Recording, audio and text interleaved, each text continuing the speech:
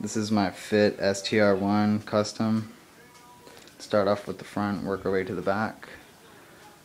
Got the animal bar ends, ODI long neck grips, Primo samsquanch, bars with a 8.25 rise. We got the regular Fit stem, the animal headset,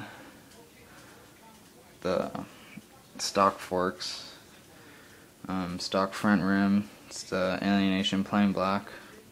Then we got the animal GL8 front and back. The frame, it's the Fit STR1.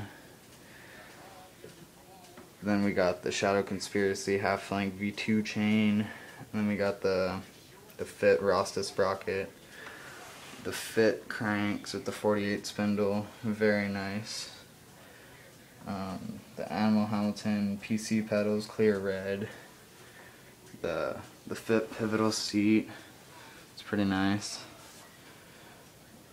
Animal wedge seat post, it's got slammed. Then we got the Freecoaster back wheel. I love it, it's amazing. Let's hear